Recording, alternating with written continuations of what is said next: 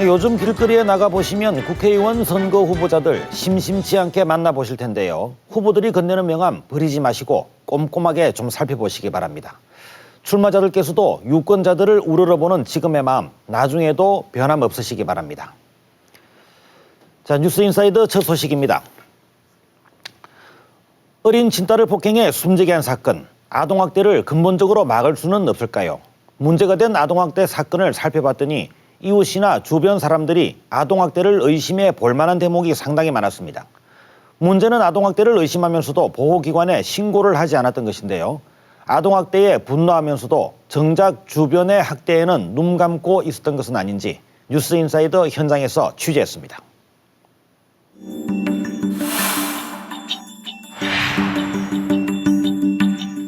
예, 맥골입니다. 이는 지금 그 당시 나이 평균 경기도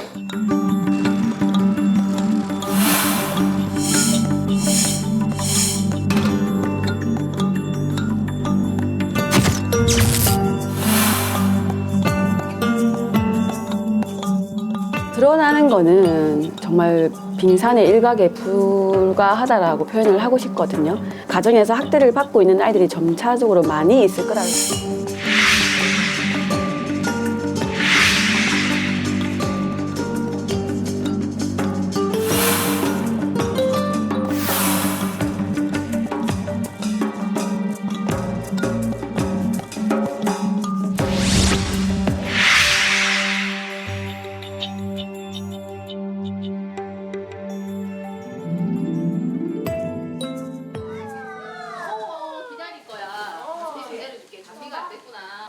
따뜻한 햇볕이 내리쬐는 집안.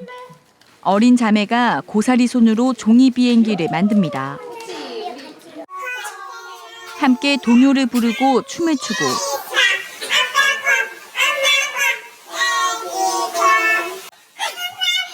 서로 업어달라며 어리광도 부립니다. 한창 재롱 부리며 귀여움을 받을 4살 배기 언니와 3살 난 동생입니다. 어린 자매가 일주일째 머물고 있는 이곳은 가족이 함께 있는 집이 아닌 학대 피해 아동 쉼터. 친아빠로부터 상습적으로 학대를 받아 긴급 구조됐습니다. 이번이 벌써 3번째입니다. 어린 자매의 고통은 동생이 생후 100일이던 때부터 시작됐습니다. 부모는 돌도 지나지 않은 아이를 방치했다가 둘째가 2살 되던 무렵 아빠가 주먹으로 때리기 시작했고 물이 가득 찬 플라스틱 페트병까지 이용해 폭행했습니다.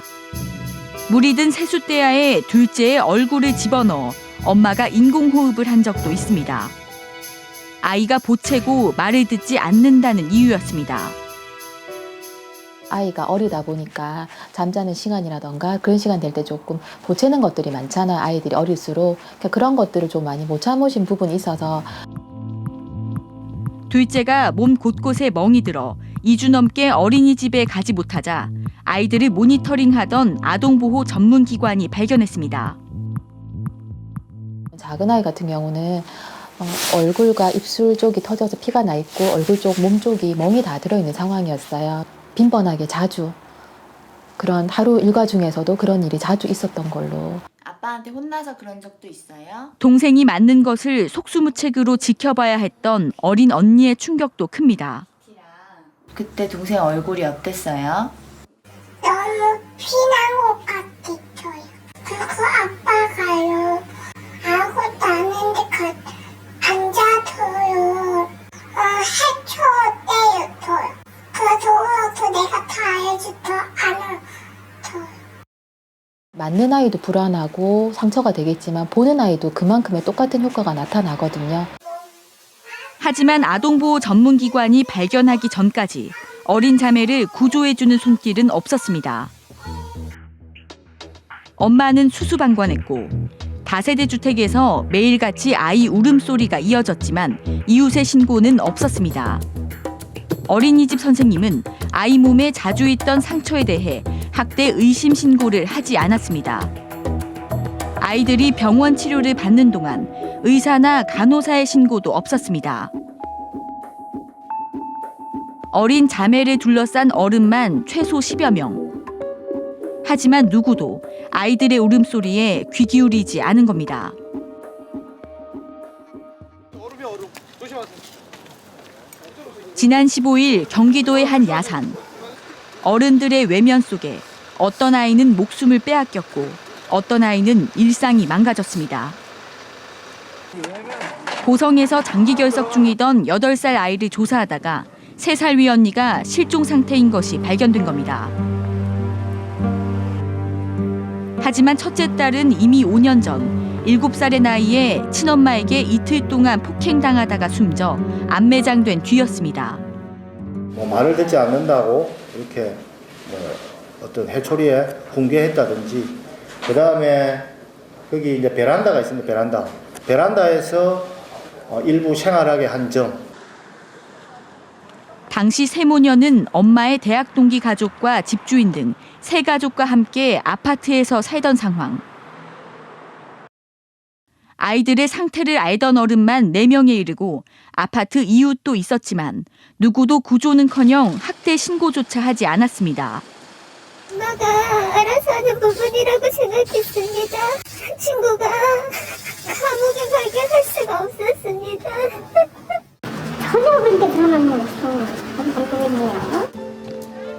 남은 아이도 보호받지 못한 것은 마찬가지였습니다. 둘째 딸은 올해로 초등학교 3학년에 진학해야 할 나이. 한 번도 학교에 가지 못한 채 엄마가 일하는 공장 기숙사에서 지냈지만 이를 수상히 여긴 직원은 없었습니다. 그냥 애기 하나 데리고 잠깐 집 나온 사람 취직도 아니고 하도 타임. 둘째 딸의 상태는 어떨까? 아동보호 전문기관이 둘째 딸의 주의력과 지능, 심리 상태 등을 확인해봤습니다. 그냥 엄마 모습 그림을 그리게 해 심리를 확인했더니 대부분 사물의 형태조차 제대로 그리지 못해 인지력과 주의력이 크게 떨어져 있었습니다. 그리고 지금 현실 검증력도 지금 많이 상실되어 있는 상태고, 지금 그림이나 이런 걸 봐서는 심리적으로 아주 혼란스러운 상태입니다. 인지 능력이라든지 주의력이라든지 이런 것들이 다 지금 많이 파괴되어 있는 상태거든요. 둘째 딸이 그린 나무 그림입니다. 나무의 뿌리나 기둥이 무엇인지 형태를 알아볼 수 없고 옹이 안에 다람쥐 2마리가 그려져 있습니다. 자아와 정서 상태를 확인하는 검사인데 불안한 정서 상태와 다람쥐로 표현된 2모녀가 안전한 장소에 보호받고 싶은 심리로 전문가들은 판단합니다. 자신을 나타내는 사람 그림에서는 탑 속에 갇힌 공주를 그려 고립감을 드러냈고 얼굴을 그리지 않아 애정결핍 성향이 추측됩니다. 정서적으로 학대를 받았을 가능성은 있다고 봐야죠. 이게 지금 보면 얘들 입장에서 뭐 이렇게 검사를 해보면 아무래도 뭐 주의력 결핍 가행 행동 장애가 그냥 일어나는 건 아니거든요. 검사 결과 아이는 교육적 방임으로 한글과 숫자를 제대로 읽지 못하고 주의력 결핍도 심각해 ADHD까지 의심되고 있습니다. 문제는 아직 드러나지 않은 아동학대가 많을 수 있다는 점입니다. 지난 2014년 적발된 아동학대만 만여 건이고 이 중 81%가 부모가 가해자였는데요. 이 가운데 절반 가까이는 매일 또는 2, 3일마다 학대가 일어났는데 학대가 상습적으로 반복된 뒤에야 신고됐다는 얘기입니다. 또 교사나 의료인 같은 아동학대 신고 의무자의 신고율은 30%도 안 되고 이런 의무가 없는 이웃이나 일반인의 신고는 미미한 실정입니다. 아동학대 신고 의무자는 초중고교 직원과 보육교 직원, 의료인 등 24개 직군입니다. 학대를 발견하고도 신고하지 않으면 처벌받지만 2014년에는 신고율이 29%에 불과했습니다. 일본 68%, 미국 60%에 비해 절반도 안 됩니다. 주변 이웃의 신고는 더욱 낮습니다. 전체 신고 가운데 이웃이나 친구의 신고는 8%에 그쳤습니다. 그 아동학대에 대한 정확한 이해를 가진, 인식을 가진 분 아니면 신고를 잘 안 하고 있는 상황이라고 볼 수 있어요. 교사나 의료인, 이웃 등 학대를 빨리 알아차릴 수 있는 이들의 신고가 저조한 이유는 뭘까? 우선 제도의 실효성이 떨어집니다. 신고 의무자가 학대 사실을 몰랐다고 주장하면 처벌하기 어렵습니다. 처벌 규정이 생긴 2012년 이후 실제 처벌 사례는 미미합니다. 게다가 신고 의무 직군인 병원 응급실 직원을 조사했더니 74%가 신고 요령을 모르는 등 교육도 부실합니다. 신체폭력이나 성폭력 등 외상이 있을 때만 학대로 받아들이는 등 아동학대에 대한 인식 부족도 원인입니다. 언어폭력과 같은 정서학대나 아이를 제대로 돌보지 않은 방임 등은 학대로 보지 않는 겁니다. 일반 지역 주민들은 신체학대만을 학대라고 생각해요. 특히 정서학대는 더 많이 묻혀요. 그러니까 언어적인 폭력, 아이에게 가하는 위협. 아동학대를 훈육이나 가정사로 보고 관여하지 않으려는 사회 분위기도 걸림돌입니다. 게다가 자녀를 부모의 소유물로 보기도 하는데 최악의 경우 자녀의 목숨을 빼앗기도 합니다. 자녀의 인권보다는 이제 소유, 그리고 아이들을 자기가 어떻게든 뭐든지 다 할 수 있다는 생각들이 이제 많이 깔려 있죠. 실제 지난 설 창녕에서는 40대 아버지가 나처럼 살까 겁난다며 9살 아들을 살해했습니다. 아버지는 경제 활동도 어려울 만큼 오랫동안 정신질환을 앓던 상황. 사건 한 달여 전부터 어린 아들과 단둘이 살게 돼 위태로웠지만 주변의 감시나 도움은 없었습니다. 정신이 좀 온당치가 못했어요. 지금 병원에서 약 갖다 먹고 치료 중인 줄 알고 있어요. 잘 모르지 우리 아들은. 넌 가정에도 오지 않은데. 지역사회를 기반으로 한 사회적 감시망이 필요한 이유입니다. 이 아동학대 문제를 지역사회 전체가 아주 위험하거나 굉장히 나라의 장래를 이렇게 이제 걸어갈 아동에 대한 이제 중요성, 이런 문제로 공동 인식해 나갈 수 있는 시스템이나 노력들이 필요한데. 사회가 외면하는 사이 오랫동안 학대받던 아이들은 극단적인 선택을 하기도 합니다. 지난 2011년 서울에서 고3 아들이 친엄마를 살해하고 8달 동안 시신을 방치한 사건.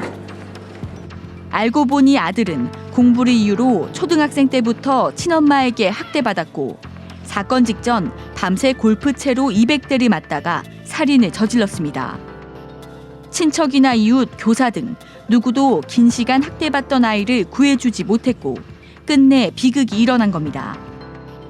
결국 재판부는 아이가 장기간 가혹한 환경에 놓여 심신미약 상태였다고 인정해 징역 3년 6개월을 선고했습니다.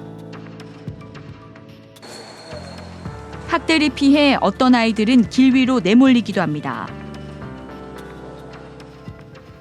2년 전 아버지의 잦은 폭력과 다툼 때문에 19살 나이에 가출한 김모군. 가출 뒤 방황한 끝에 청소년 쉼터를 찾을 수 있었습니다. 내가 말 잘 안 들으면 아빠 무서워가지고 나온 건데. 많이 맞았어요? 그냥 나뭇가지 들어서 그걸로 맞았는데요. 퉁퉁한 거 엉덩이도 맞았고 팔이랑 몸이랑. 절대 어떻게 할까 없는. 실제 청소년 쉼터 한 곳당 평균 4명의 가출 청소년이 가정폭력과 아동학대를 경험한 것으로 나타났습니다. 대부분은 다 부모의 방치, 유기, 폭력, 그거예요. 살로 나오는 거예요. 굉장히 정신적으로 많은 어려움이 있었어요. 편집증이라든가 반사회성이라든가. 청소년기까지 학대가 누적되고 제때 심리치료를 받지 못하면서 성인이 돼도 자립이 어렵습니다. 자립이 너무 어려워요. 한 10명 정도가 그나마 비틀비틀비틀하면서도 자기 길을 찾아 나가요. 한 10명 정도가. 어릴 때부터 성인이 돼서까지 학대의 그늘은 쉽게 사라지지 않습니다. 아동학대 신고자를 보호하면서 학대를 묵인했을 때는 처벌을 강화하고 사회적 감시망도 구축한다면 숨겨진 학대는 발견할 수 있습니다. 하지만 아동학대를 막으려면 이것만으로는 부족합니다.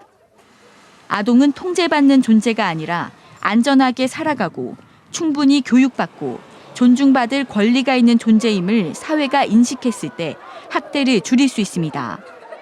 어린이날만 반짝하고 그 외에 나머지는 아동의 인권이라는 것은 전혀 의식하지 못하고 생각하지 못하고 있거든요. 부모 교육을 받을 때도 아동에 대한 인권 교육을 강하게 또 좀 받으면서 훈육, 양육 관련된 기술을 병행하고. 아동학대를 막기 위한 제도의 적용과 정상적인 작동을 위한 감시가 중요한 대목입니다.